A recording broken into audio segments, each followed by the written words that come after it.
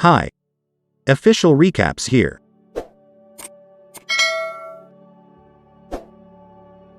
In the near future, a terrible crisis is spreading through Europe and people are lacking basic necessities. Governments soon start to fall and a totalitarian regime called Not Enough at All takes over, which decides to deal with the resource shortage by exterminating people. First they kill the elderly, and next they target pregnant women and kids. Many are fleeing to certain countries, such as Norway, Iceland, and Ireland, where they were able to halt the massacre and are now opposing the regime. Among them are Nico and his expectant spouse Mia. Mia feels bad about leaving their first child behind after one of the refugees uses a drill to make a hole in the truck so light can enter. Nico reassures her that since the soldiers took their first child away, it must mean she is dead. Only a few hours into the journey, the truck stops to pick up additional refugees. The smuggler says they'll divide the group in half, leaving the women and children here and the men in another vehicle after the people rush inside the truck and it becomes too crowded. Nico tries to clarify that he was in this truck previously with his wife, but he is dismissed and taken away. Mia uses her phone to call her husband since the doors are closed and she can only see him through a hole. Nico reassures her that they will meet again later because the trucks are traveling in the same direction. She needs to watch out for their belongings and conserve battery for now. Mia, disturbed by the violence she sees around her every day as the truck drives on, watches the outside world through the hole. She sees women being taken away in cages like cattle and soldiers killing riders without showing any mercy. After a while, the truck breaks down at a checkpoint, and all the women quickly hide in the back. Even though the driver shows the soldiers he is carrying cargo with his papers, the soldiers still open the truck to inspect. The refugees are concealed behind a fictitious wall, so at first glance, all they can see are a few boxes. But the leader is suspicious, so he sends one of his men inside and orders him to shoot at the sidewall from as far away as possible. When he does so, the leader notices a change in distance and determines there is a hidden compartment. He then enters the building with several of his soldiers and requests that the women emerge. Just before one of the women opens the fake wall, Mia, fearing the worst, climbs atop the crates. Mia gets covered in blood as the other soldiers open fire on her and kill the group as soon as the leader kills her. The dog and a small child are the only ones left standing by the end. Although the dog escapes, the soldiers make sure to kill the child as well. When they leave, Mia sobs and tells her husband to hide in a message. After a few hours, the truck arrives at a different harbor, where the container is moved in preparation for being removed by ship. When Nico doesn't answer when Mia tries to call him, she simply leaves another message informing him that the ship is taking her away. She then makes sure everything is in her bag and turns on a light before nodding off. Later, when the container begins to shake, Mia awakens. She can see the sailors running around through the holes the bullets left in the ship, as a violent storm is destroying it. Mia starts screaming for assistance as the trembling causes her to roll around and sustain injuries until she is knocked unconscious by a hard landing. When Mia wakes up a short while later, she finds that water is entering the container through the holes. She finds out that the ship sank and that all of the containers, including hers, are now floating in the middle of the ocean when she looks outside. She attempts to call Nico in a panic, but her phone is broken and won't work. She then tries another phone she had in her bag, but she is unable to get it to work because she doesn't know the password. Mia starts opening the crates to find something she can use after making sure the baby is okay and noticing that water keeps getting into the container. Sadly, all they have is earbuds, plastic containers, televisions, and alcohol.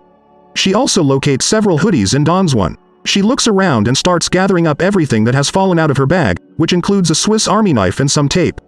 Mia finds her diary and a picture of her family that comforts her after taping the holes to slow the water down. She looks through the hole, when she hears screaming suddenly, and sees a container slowly sinking, with people inside. When Mia's SIM card doesn't work and Nico doesn't answer, she becomes irrationally upset and throws a tantrum. She starts yelling Nico's name. Mia tries the phone non-stop for the next few hours, but to no avail. When night falls and she feels like ending things, she grabs the knife, but then she feels the baby move. Hearing the whales sing outside, Mia goes to sleep, deciding to live for the baby.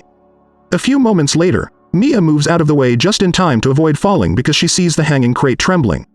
However, this causes water to start filling the container at great speed, and Mia thinks she's about to drown only to suddenly wake up and realize it was just a nightmare. She discovers the tape came off and the water is getting worse, so she pushes a crate under the hanging one and releases it with her knife, only to find even more plastic containers. At first, she's frustrated, but they give her an idea. She removes the rubber from the lids and uses it to cover the lower holes. She also moves 2 crates against the wall so she has a place to lie down, and marks the water levels with more tape, counting down the days until it reaches the limit. After trying the phone again to no avail, Mia puts up some wires from the earbuds and hangs the photographs from her diary so they can dry. Then she checks her supplies, making sure to ration her water bottles and her food correctly. She also discovers that the drill and lighter that were dropped by other people are still working. Suddenly her phone gets a call from an unknown number and Mia answers to find out it's Nico.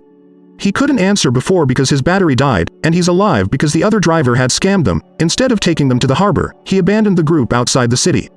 When Mia tells Nico what happened to her, he assures her that he will come to her aid, but, for the time being, she needs to keep saving the battery and surviving so that their child can grow up. Mia begs the infant to hold out a little while longer as she suddenly feels a contraction. She moves the crates around and takes a bite out of her sandwich, but soon she gets bored. She hopes it's just a false alarm as she feels another contraction and realizes a storm is approaching. She is proved to be mistaken shortly afterward when the baby is actually on its way and the storm arrives to rattle the container. Mia screams in pain as the water begins getting inside the container again and her phone rings, but it slips from her hand when she tries to answer. With no other choice, Mia takes off her dress and hangs on the crate's ropes as she stands up and gives birth to the baby in the water. The baby's umbilical cord is wrapped around her neck, but Mia removes it quickly and pats her back until she starts to cry.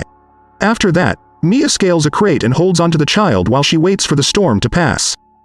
She then straightens up the area as much as she can and, while she checks her belongings, places the infant in a small box with a hoodie. She takes a bite out of a can of food, but the phone isn't working because it was wet. Mia gets an idea when she hears the metal in the container squeaking. She grabs the drill and begins drilling holes in the ceiling in the hopes of cutting a square that will open and allow her to escape. Still, the baby cries more loudly because of the noise. Even though she tries to soothe her with singing, Mia becomes enraged and yells at the helpless child. At least she apologizes right away after realizing what she did. As time goes on, Mia's only responsibility is to tend to the infant, occasionally spritzing the child's skin to help her stay warm. She has a terrible time falling asleep because her stomach is always growling from not eating. Ultimately, desperation triumphs and Mia chooses to consume her own placenta. She looks out to see the whale hitting the container, which makes the baby cry once more. Suddenly, she hears the whales outside again. In response, Mia hits the walls of the container, frightening the whale once more. When Mia tries the knife in the holes again the following morning, the knife breaks. Mia needs to finish the remaining clean water and the phone is still broken. Mia, feeling lightheaded from the heat, grabs some seawater and squirts it onto her head before starting to lick water droplets hanging from the ceiling. Sadly, she becomes ill from this within minutes. As the lightheadedness worsens, Mia abruptly sees a paper airplane landing on her legs. Her first daughter shows up at that precise moment, accusing her mother of killing her in battle. Mia sobs while Nico appears beside her, reassuring her that it wasn't her fault. Mia feels better when she wakes up from this dream because it's finally raining and water is trickling through. Mia makes sure to sip water and fills the plastic containers with as much as she can. She reaches for the can as well, but she has an idea when the lid breaks. After threading the rope from the crates through the ceiling's holes, Mia begins to pull downward until she eventually opens a hole that lets sunlight inside. Mia then ascends to the top of the container to verify that there isn't any land visible. When it's time to change the infant, Mia tosses the used hoodie into the ocean. Mia rushes to get some rope and a piece of metal to try fishing as this draws the attention of several fish. But despite her best efforts, she is unable to hit a single fish. When she finally gives up, she hears a plane take off and dashes into the container to smash a television and take a piece of the screen with her. Then, as she climbs back out, she unintentionally injures her leg due to her hurry. She uses the screen piece to reflect sunlight, putting up with the pain for the time being, but the plane doesn't see her and takes off. The let-down Mia goes back inside the container and stitches her wound with some wires and tiny metal bits. She then gets an idea when she notices the hundreds of earbuds. She starts to construct a net out of the wires. When it's finished, she throws it into the water with a filthy cloth in an attempt to catch some fish, which she consumes raw right away. Mia dedicates her days to ensuring her survival. She continues to use the hose to drain the water from the container, and she continues to fish with success, putting a large number of fish into the plastic containers.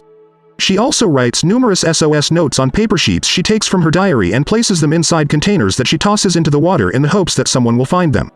After showing the infant all of the family photos one afternoon, Mia chooses to name the child Noah in honor of her grandmother, a name Nico had always desired. She also shares with her the story of how the soldiers took her sister and how she still feels guilty about it while displaying a photo of her. When Mia realizes later in the evening that Noah is growing cold, she makes a fire with some alcohol and a lighter.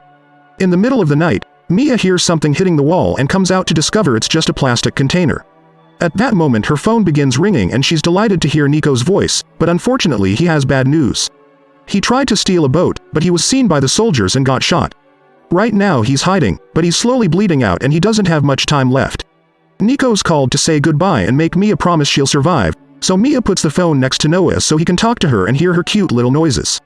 After Mia and Nico tell each other, "I love you," her battery dies and the wind puts out the fire as she cries.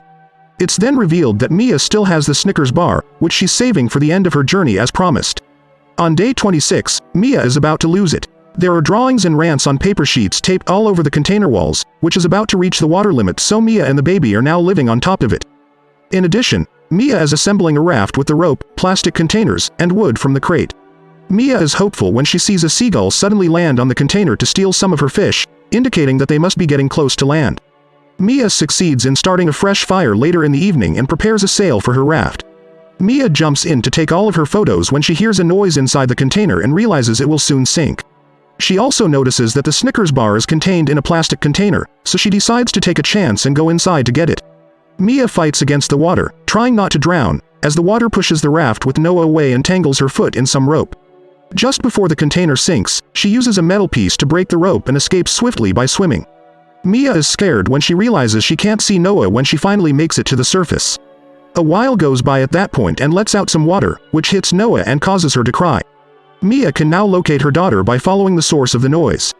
In an attempt to draw some birds, Mia opens a plastic container and tosses some fish outside while they float around the following morning. A boat sailing close by notices that soon a flock of seagulls is circling above them. As soon as possible, they steer the boat in that direction and save the small raft, discovering Noah inside, who is still alive and well. The sailors begin pulling on the rope that emerges from the raft and falls into the water until Mia's body emerges. The sailors begin CPR right away, but Mia won't wake up. Despite this, they won't give up on the infant for their sake.